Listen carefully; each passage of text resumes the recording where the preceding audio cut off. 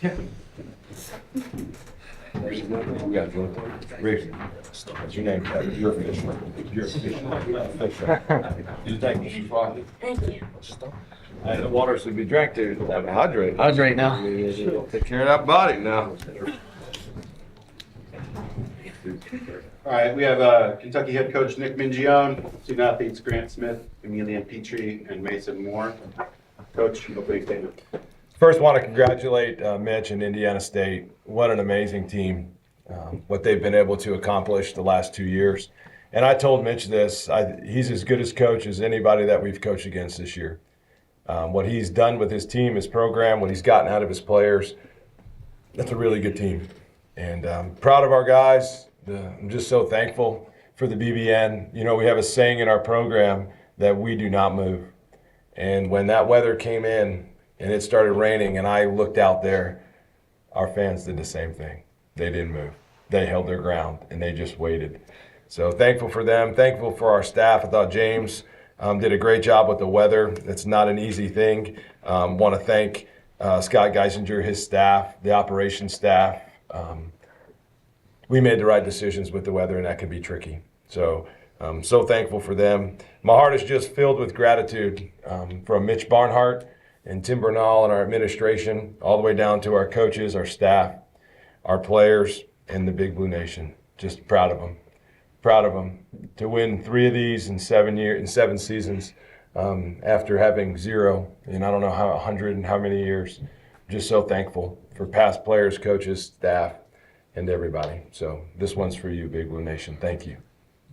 All right, we'll do questions for the student athletes first. Identify yourself and your outlet. John Hill. John Hill, the Herald Leader. For any of the players who want to talk about it, does this feel different than last year? Obviously, you guys, thought you had a chance to LSU, wanted to make it to Omaha, but is it the expectation now? What's the feeling compared to a year ago? I mean, I think it's awesome every time. I think both of us, or all 3 of us, being here last year, a little bit more experience. So it felt a little different, but winning it still feels the same. Dylan Ballard to see a blue. Mason, you got the throw tonight. You ultimately get the win. What's it mean being from here? This is going to be the first time we've hosted a super regional here, and the fans coming out and being like it is. But you just being from the state, what's it mean to you to have that opportunity to bring home a win, to send them to host a super regional? It means a lot. I'm grateful that Coach Mins and staff put their faith in me to go out there and win us a game. And, being from this home state, I just want to go out there and give my best effort and give our team the best chance to win. Jeff. Jeff Drummond, Kentucky Rivals. Grant, you've made a ton of great plays in your time here at Kentucky. I want to know where you rate the one in the outfield tonight. Like the personal level. Yeah, that was pretty good. I don't know where I'd rank it. Definitely top 2 or 3 probably. But it was just a crazy play. I honestly don't even really remember it. I kind of blacked out. I thought me and Lewaldi were going to collide, so I'm grateful that didn't happen, and just the feel that he had seeing me go after the ball. But yeah, good play. Daniel Later, Kentucky Sports Radio. Emilian, what was going through your head on that 7th inning home run? Did you think it was gone? And just what were you kind of sitting on there? Yeah, I had 2 strike, and with 2 strike, we have a team approach is backing up the ball, and that's what I did. Unfortunately, I hit the ball hard enough for it to go over the fence. So, yeah. John Clay, Herald Leader. Mason, have you been sick? There was some talk that maybe you weren't feeling real well. 24 hours. Yeah, it kind of hit me yesterday, right before the game in the morning. Had a stomach bug, and Richie and the trainer, they got me right. They put 2 bags of IVs in my arm yesterday, and then I actually didn't watch the game yesterday. I was at the house resting up, and so they got me right. So all thanks to them, and they got me ready for today. Mason, it's 20 and a third innings in the tournament now. You haven't given up a run. What about these situations makes you pitch the way you have the last 2 years? It's really just the defense. When you got guys like Grant, Petey, and Nicholson and Mitch out there, and Waldy, everybody, it's easy to go out there and just pound the zone and let them make plays for me. Nick Abel, SEC Network. Grant, I don't know if you remember this, but you told me first of the year there were guys coming back and some new faces. You thought you all could be better this year. Obviously, you've made more accomplishments, but why do you think this team, nothing against last year's, but how did you guys improve this year? Yeah, it's a good question. I felt it. I think we all felt it from day one, just how close the guys started to become and how much we were pulling for each other. There's definitely an uncommon selflessness about this team, much like last year's team. And I think that's why we were both able to be successful. But, just the depth this team has, the commitment to winning that this team has, I think I think it's paid off really well. And did Wally call for that ball at all? Or did yours all the way? He told me, he said, take it, take it, take it. I Yeah. said, I don't know if you heard that. Sound like you blacked out. Tell the truth now, Jake. So I originally, right off the bat, kind of heard Nolan actually say, G, take it. And so I had, full speed going. But the crowd was, loud enough that I couldn't hear Waldy at all. So just running through my mind that I was either going to get knocked out by Waldy or make the catch. Unfortunately, I made it. That's exactly what's amazing about this team. Think about what he just said. He was going to get knocked out. He was going to do everything to get an out. And he wasn't scared. He was fearless. It was amazing. Nick has talked about it, you guys have talked about the crowds, as you guys have gotten down the stretch and then here for this regional. I mean, do you have any kind of feel of what it's going to be like next week? And how much you're looking forward to having this thing at home? And it was awesome. I mean, the second half of the season, the whole season, honestly, just so special with BBN. And tonight was incredible. I mean, I can't remember that feeling of having a crowd like that. But, those stands in the outfield are awesome, and BBN showing out and filling them up. So next weekend should be even more fun. Yeah, I'm seeing 5,800 right there as the attendance. I mean, it felt like 10,000. So I can't imagine what it's gonna feel like next weekend. Sean Huang, Nola Media. Comedian, you got that big hit today, but yesterday you made that fantastic play, also snagging that liner and doubling the guy up. Did you get more pride out of defense, offense? I'd say it's about equal. I personally think I'm a defensive player over an offensive player, but yeah, I feel like I do enough on both sides of the ball to help the team win. So. Ryan left Durham. Amelia, kind of following up on that, did you know when the ball kind of left your bat? Did it feel like home run? I mean, it's barely clear. At what point did you kind of know, well, maybe this isn't going to go out? Well, when I saw the left fielder backing up, and he had no clue where the fence was behind him, and he kept backing up, and I was like, oh, that's got a chance. And I saw G, he wanted to tag, so I had to stop for him for me not to pass him. But no, right off the bat, I knew I got it good, but I didn't know I was going over the fence right away. You guys turned that double play there in the middle when you made that diving catch. You pitched it up. It seemed like the team and the fans kind of just sparked from that moment. I know it was an exciting moment for you guys, but could you kind of feel that, the team and the fans really getting into it at that moment when you guys turned that double play? Oh, yeah, definitely. I was feeling them before that, just with all the chants and how loud they were, but, that obviously elevated it. And then throughout the whole game, just continued to do it, so. Yeah, I had a flashback because first game of the season, G and me made the same exact play, so I thought about burying it, but no, I didn't. But yeah, I had a flashback right there. It was awesome. Aaron Gershon, Cats Plus Mason, you mentioned you didn't even watch the game yesterday, resting up. When did you know you were actually going to be able to go, and how much doubt was there yesterday that you'd even be ready to go? There was a little bit of doubt that I wasn't able to go just because how bad it was in the morning. But like I said, the trainers did a really good job of getting me healthy. And like I said, I went home and just rested. The coaches, they made me leave. I wanted to stay and watch the game, but the trainers, they made me leave. And I kind of knew this morning that I was able to go even last night because I was feeling back to normal. So I give all the credit to the trainers and the staff that got me right last night. Can I add to that? So I just pulled up on my phone. That's what I was looking for. At 7:36, my phone goes off. It's a text message from Mason. This is what he said. Here we go. This is what he said. Just to update you, I'm feeling better and back to normal. I'm ready to throw and win us a ball game tomorrow, Coach. That's what he said. Let's go. That's what he said. You want to know my reply? Got it. Get some rest. Can't wait to watch you in all caps dominate tomorrow. Call me if you need anything. So I knew, I went to bed knowing, it made me feel good. I slept real good. But he might have known before, but 7:38. It was exactly at 7:38. I waited until after the game. Mason, how much does adrenaline help carry you through to when you're not feeling your best? everything being on the line in this game? It was huge tonight. I could tell a little bit in warm-ups I wasn't feeling, the greatest. But, like BB and showing out really, and like family and friends coming out really want me to perform good. And I think that helps out with adrenaline because I obviously wasn't feeling my best. And I think with all that, it helped me get through the game today.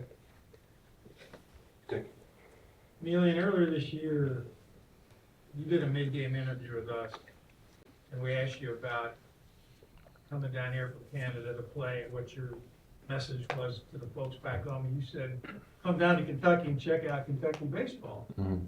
What do you think they're saying north of the border now about Kentucky baseball? What's the message? All good things about here. My parents got the chance to come down about 3 weeks ago, and it was awesome. They felt so welcomed by everyone, and they tell me every day how proud they are of me, and they're super grateful of what I've accomplished here, and they're super grateful of all the people that support me here. So, Are there UK fans now in Quebec? Are they wearing your gear? I mean, I've seen my grandparents wear a couple shirts, but hopefully we're getting more Canadians here down in Lexington. So, yeah. Jonathan Burr, Kentucky Colonel. Mason, you worked out of a lot of jams tonight. What do you think about your stuff allowed you to kind of never give up that big hit today? It just kind of reminded me of like last year in regionals. When I get in jams like that, I always had to make one pitch, and I think that's what I did good tonight. And when you have a defense like we have, I wasn't afraid to make the pitch down the middle or where I needed to. I think that's what helped me out the most tonight was just trusting my defense, trusting the guys behind me, and knowing that they'll make plays. All right, before we release the student athletes, Coach.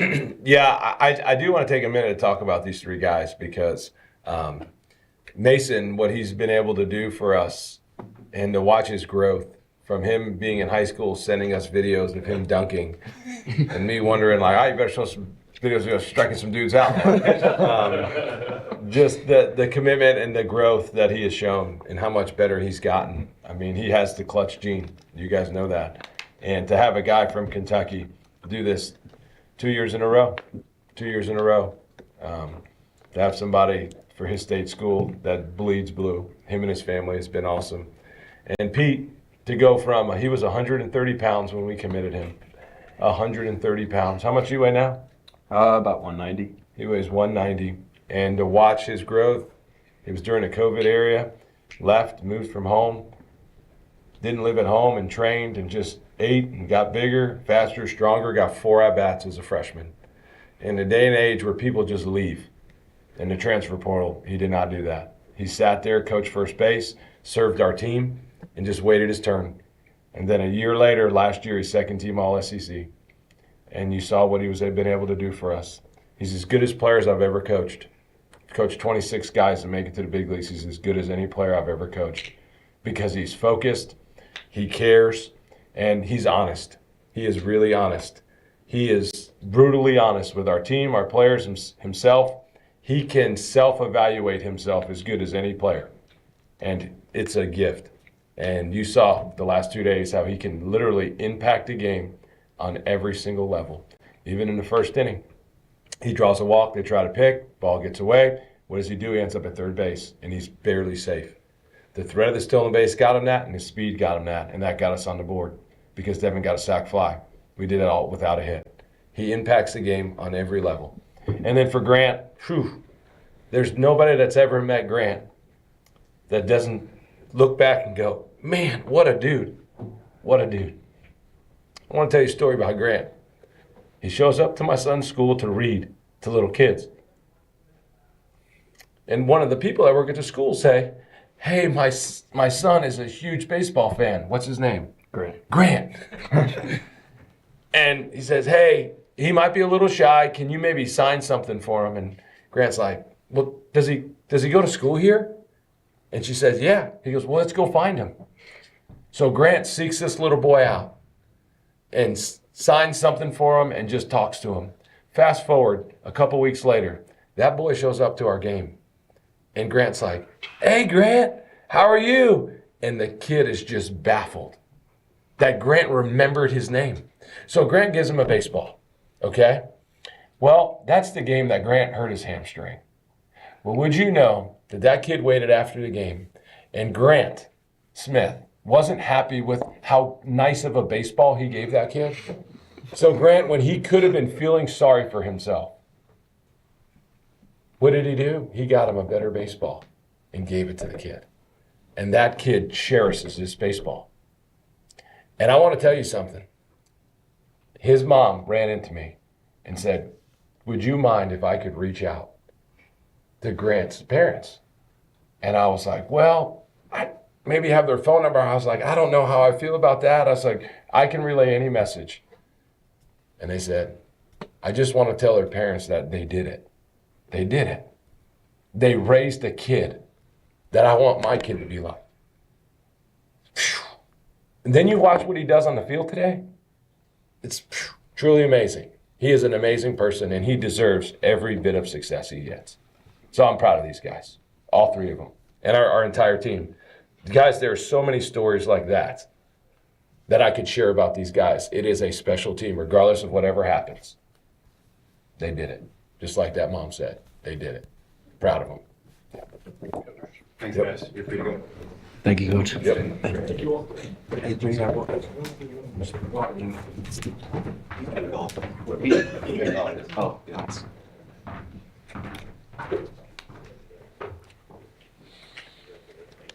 All right, questions for Coach, please? Yep.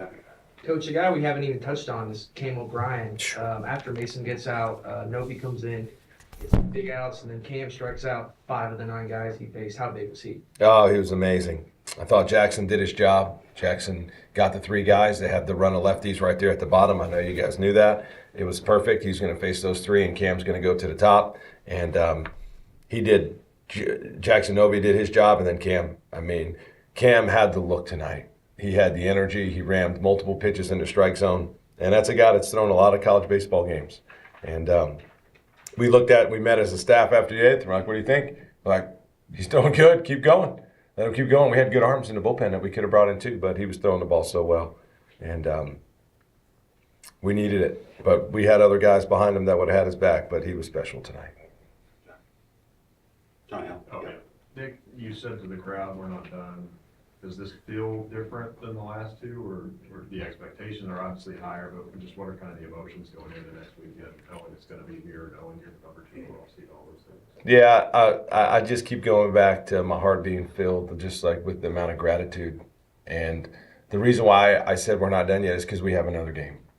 And whoever it's going to be, whoever we're going to play, we know this is going to be a great opponent. And we'll respect them.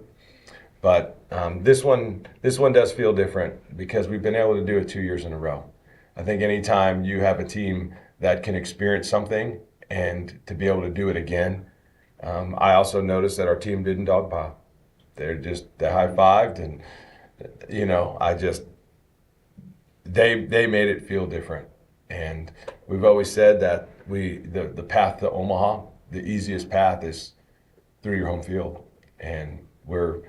Again, for the 3rd time in 7 seasons, we're 2 wins away.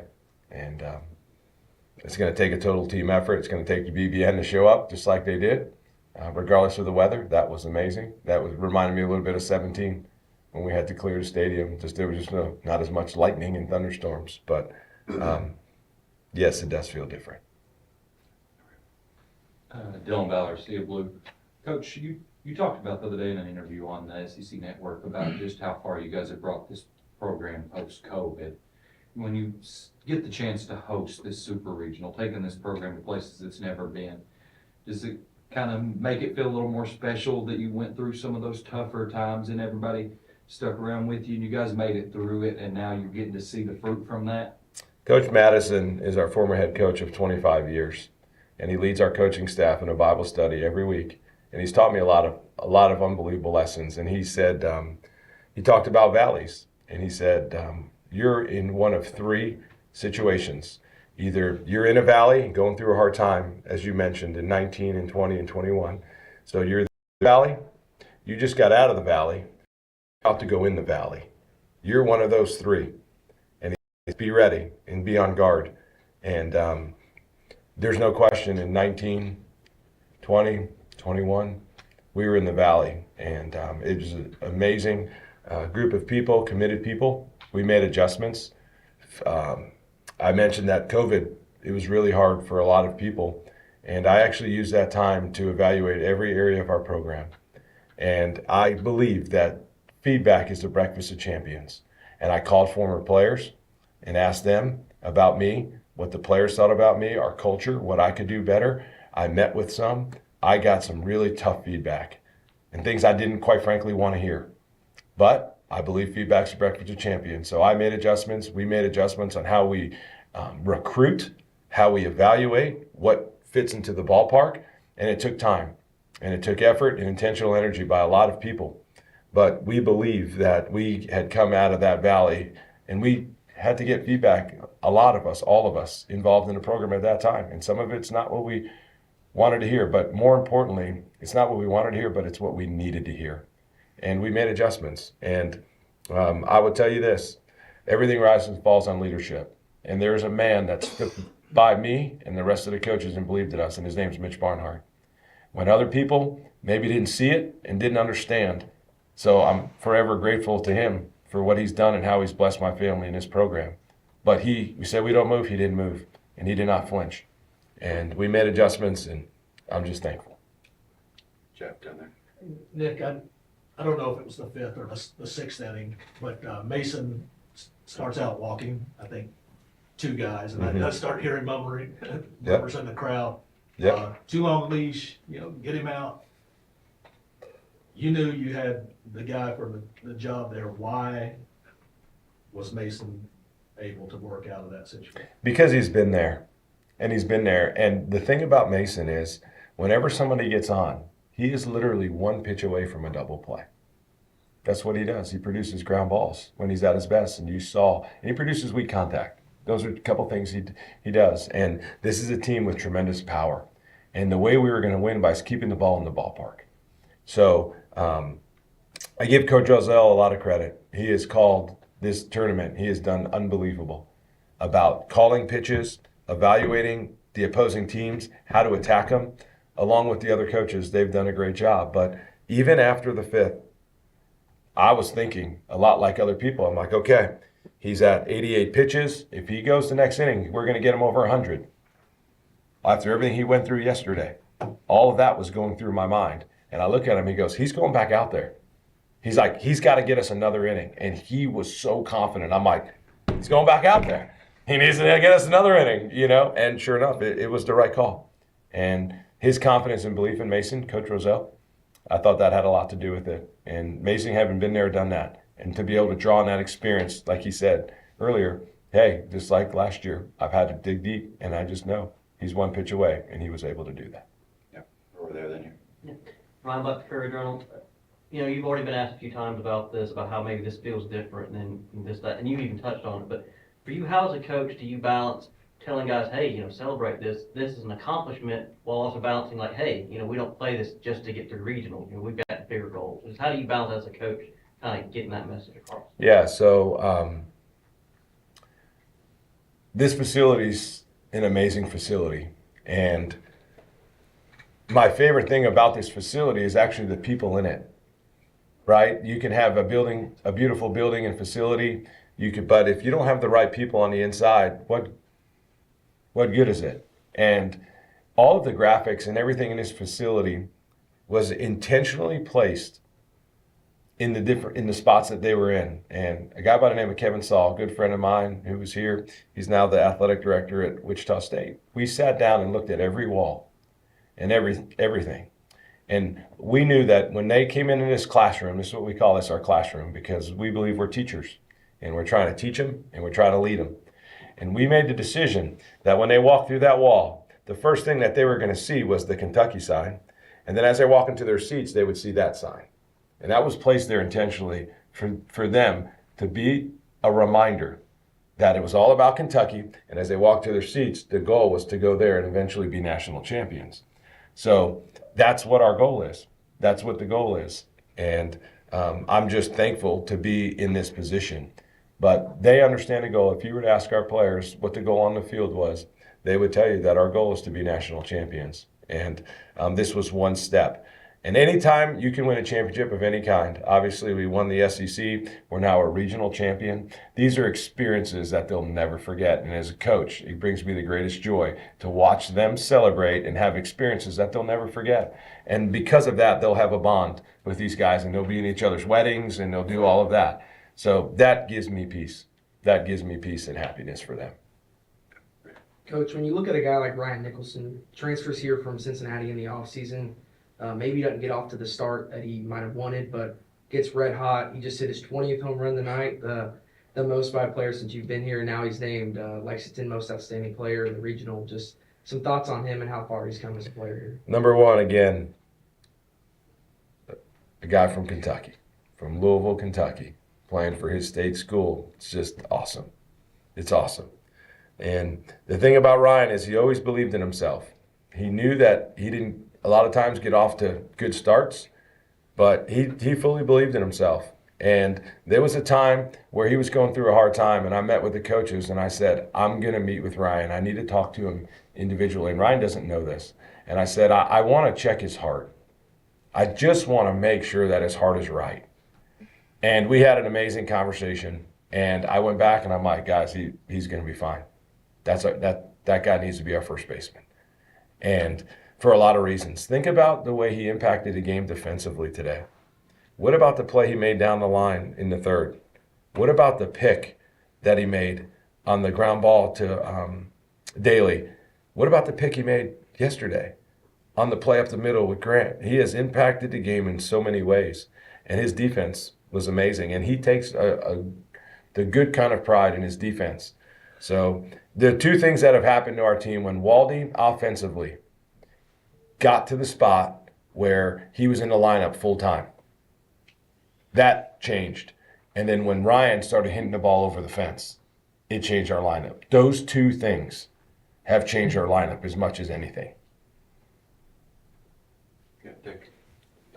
Nick, you were talking about adjustments, and it occurred to me the kids who came in, and it could have been anybody, but you got a Kentucky kid, you got a recruit from out of town, and then you got a kid in the portal.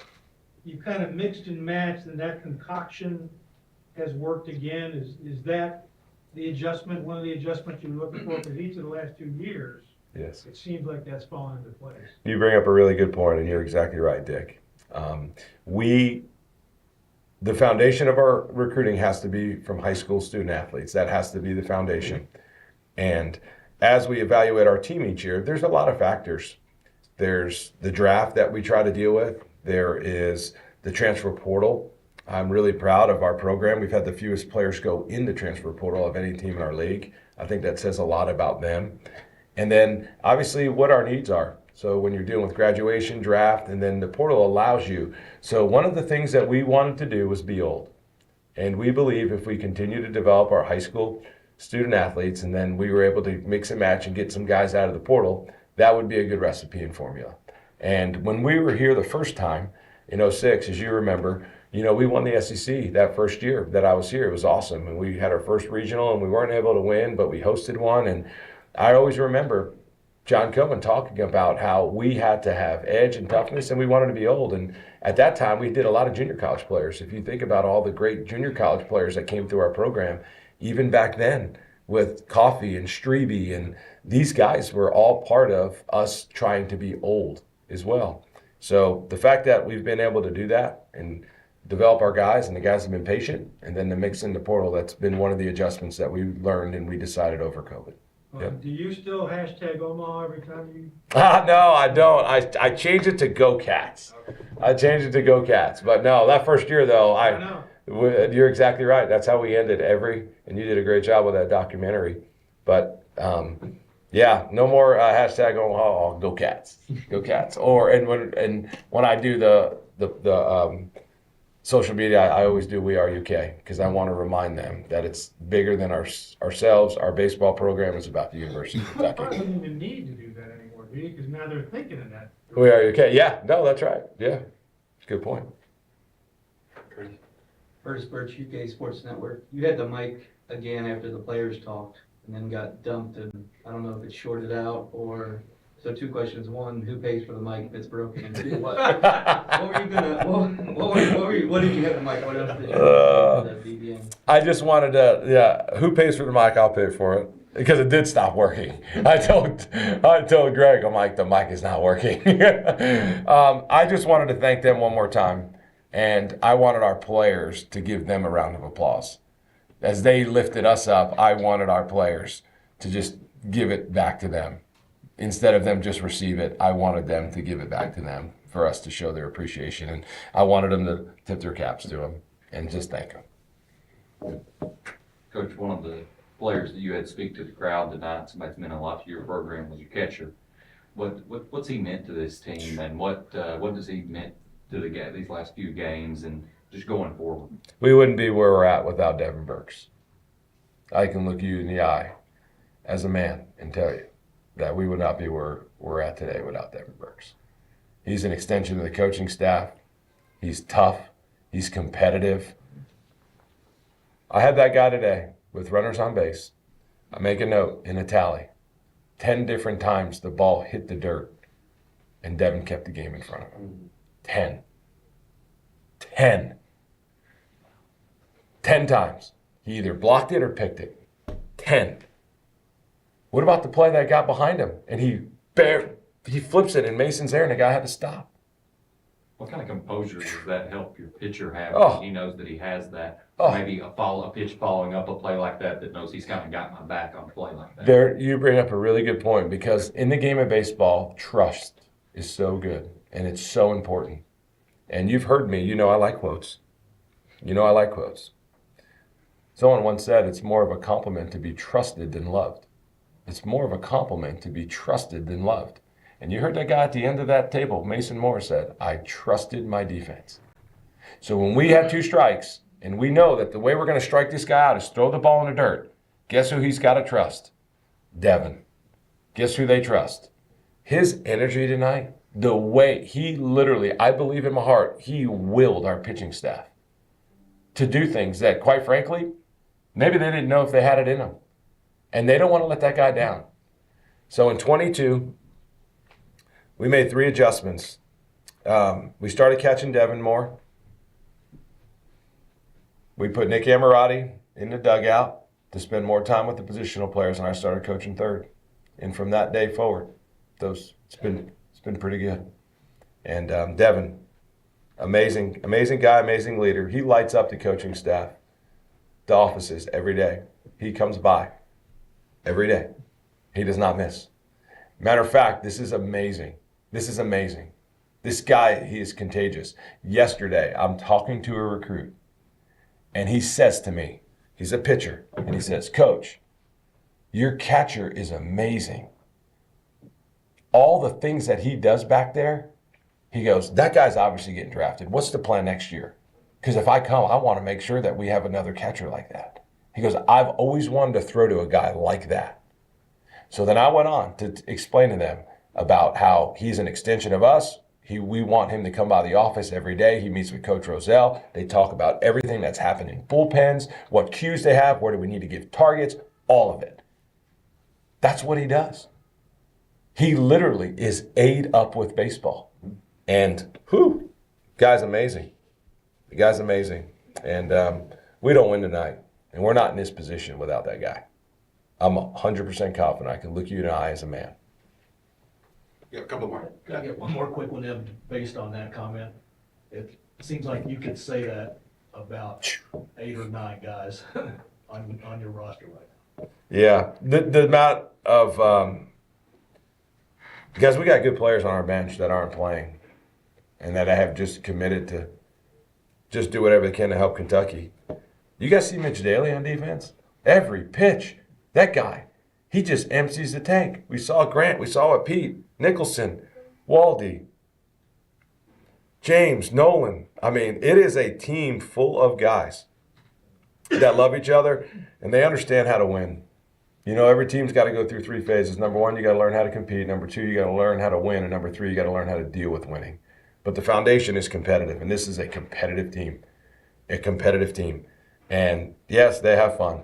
But number 1, their foundation is competitive. And it's been a joy to be around, guys. they've been unbelievable. They've been unbelievable, and I'm looking forward to spending more days with them. Last one. Statistician Corey Price on Twitter shared that it had been 138 games since Indiana State had been shut out. What does it mean to you that your pitching staff was able to kind of break such a long streak like that? You know, I say all the time that we're just a bunch of dogs. That's what they are. They are a bunch of dogs, and they wanted to win. Pitching, defense, the only way you're going to do that is you have to make plays because they put balls in play and they're going to hit balls hard.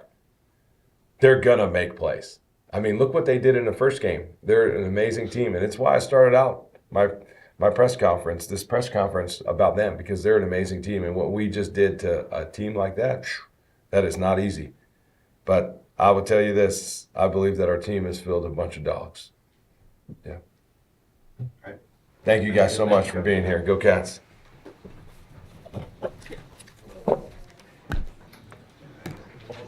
Thank you for your coverage, guys. I appreciate you all.